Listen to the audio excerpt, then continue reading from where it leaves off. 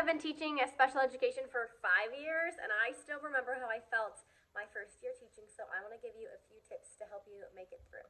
The first one is that you're probably going to feel imposter syndrome, especially in this special education realm. Being a brand new teacher is already kind of intimidating because you're walking into a building of teachers who may have been there for years and years, have everything down like the back of their hand, and you're coming in, you're fresh, you're new, you're having to learn everything, and adding special education on top of that can be a little bit intimidating. So my first tip is just to keep reminding yourself that everyone has been in your shoes. Everyone has felt overwhelmed. Everyone has felt like it's their first day on the job because everyone has had that before. So don't psych yourself out just because you're not feeling, perfect within the first couple weeks of school.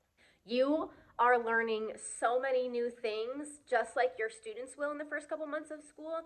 You're learning how to take attendance, how to put grades in, all of the emails that you're going to get, all of the logins that you're going to have to learn, where resources are online and inside your building, the names of people. It took me forever to learn the names of the other teachers that were in my building. My first year was during COVID, so I didn't even get to put their real face to their name, so I feel like it took even longer, but give yourself some grace, just the same way that you would your students in the beginning of the year learning their procedures.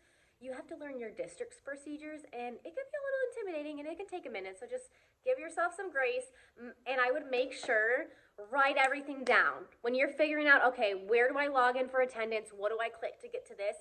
Write it down. That was my biggest regret my first year, is learning all these things, and you're doing it in the moment, and then when you're going back to do it again, I was like, oh crap, I can't remember, now I gotta wait for someone, I gotta bug somebody again. So if you could just get a little notebook, and that's like your survival guide, every tip, every login, anything anybody tells you to do, write it down. Piggybacking off of that, when you jump into a new district, you're probably going to have no idea what kind of curriculum they use, and that's okay, because every district literally uses a different curriculum. So even if you're in the state of Michigan, sometimes even school to school, they use different resources. So don't knock yourself down if you are not well versed on whatever curriculum your school district is using, especially if you're not teaching where you student taught. I student taught in a completely different state than where I live now and where I teach now, and pretty much everything I learned and got used to in my student teaching was not used at all in the district that I'm hired in. So again, give yourself some grace on that. It's going to take you a minute to get used to it, to find all of the logins, the portals,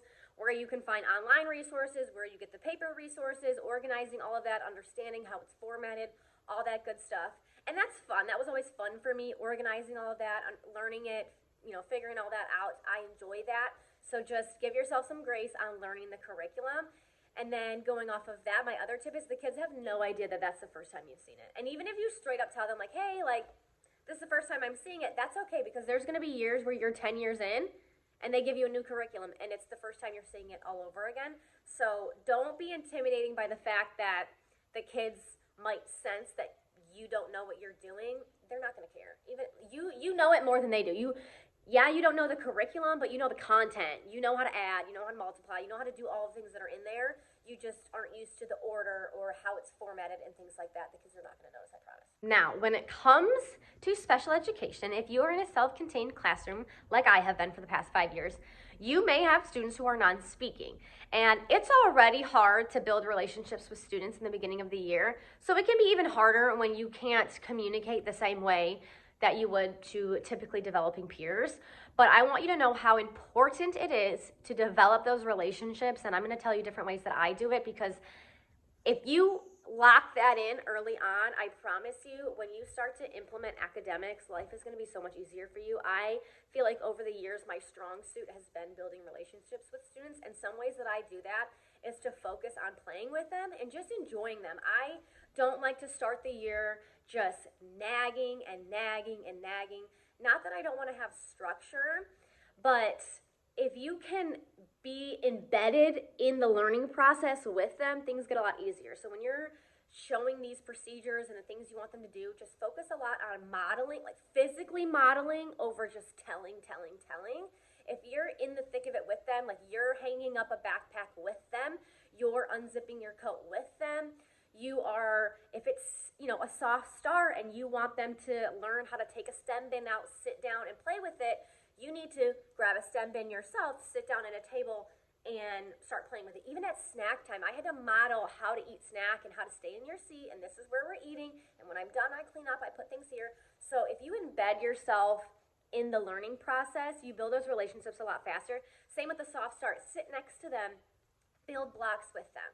If it's snack time, sit next to them. Eat your snack with them. Indoor recess, get in there with them. And feed off of their energy. So if they're, leaning into playing a certain way with a certain toy, or you're noticing that they really like a certain food or something like that, get on their level, play with them. If they look like they love babies, you love babies too. And now every time it's indoor recess, you're going to grab the babies and you're going to model how to play with the babies with them. And if they play with the babies and make the babies dance, you're going to make your baby dance. And we're just going to take their lead. And that's how we're going to get engaged with them. Same with recess. When you're outside for recess, push them on the swing. Run around with them. If you're allowed to go down the slide, go down the slide with them.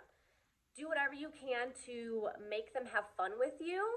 Because if we can model expectations and have fun with them, they start to trust us more. And when they just feel closer to us. So just any time that you can be in the thick of it with them and not be kind of on the outside of the education experience, like you're just telling, get in there with them. I am a model by, what is the word?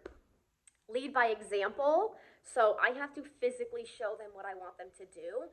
And playing with kids who cannot speak to you, I would say is the quickest way that you can build a relationship with them. My next tip, and I don't want to scare you, but chances are if you are a special education teacher, especially a self-contained teacher, your team of adults to collaborate with is probably going to be a lot smaller than a gen ed teacher.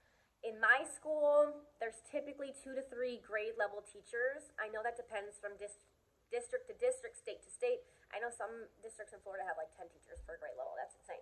But mine typically has been 2 to 3. Even when I was growing up, it was between like 2 and 4, depending on how big the class was. And 2 to 4 people is awesome to collaborate with when you have common prep time. But with special education, there's probably going to be maybe one other special ed teacher in the building, and they probably don't even teach the same grade level as you. So in my building, there are 4 teachers that teach what I teach, but we all teach a different grade level. So we can collaborate on some things, but when it comes to grade level content and curriculum, it's really hard to, throw ideas off of each other just because we're teaching different grades. And we don't have common prep, and I also don't have common prep with the gen ed teachers. So that would definitely be something to look for in a district, in a school, and kind of fight for.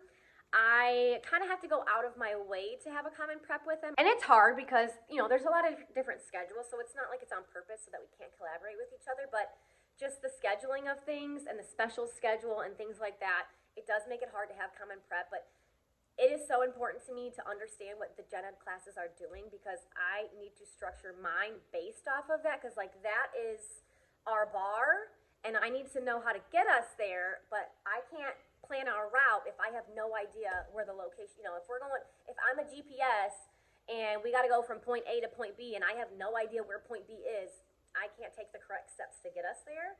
So it's really important, even if your kids are, doing well below grade level, that's still the bar that you're reaching for, and you just it helps you navigate and lesson plan what is most important to teach. My tip for that would be to go out of your way to find collaboration time, to fight for collaboration time with both your special education peers, because they can help you with tips, tricks, scheduling, visuals, all that kind of stuff.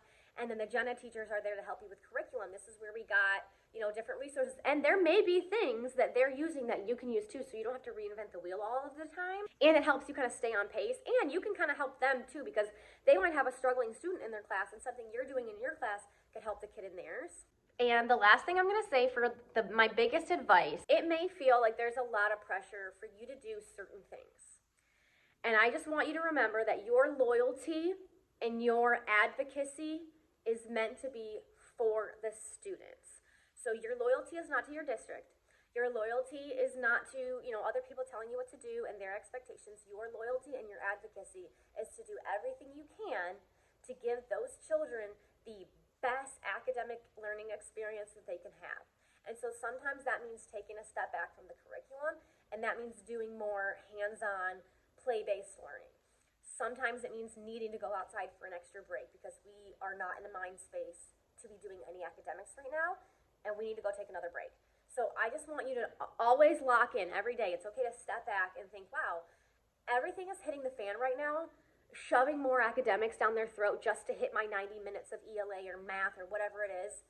That's not what is best for them, and they're with me. They are in an individualized education program plan for a reason, and it doesn't have to look like what everyone else is doing. You are the person that is in the room with them every day. You know those kids better than anybody else, and you do what is best for them. And that's why you're there. You are there to do what is best for the students who are in front of you, which can be scary. You don't want to get yelled at for not doing certain things or for doing things. But if you've got evidence to back yourself up, if you've got research to back yourself up, have that handy, and you do what's right for those kids every single day. I had to learn a little bit farther into my teaching career that your loyalty is to the students. Your advocacy is to the students. Those are my tips. I hope that was helpful. If I think of any more, I will make another video, but those were the ones that came off the top of my head this morning when I was thinking of doing this video.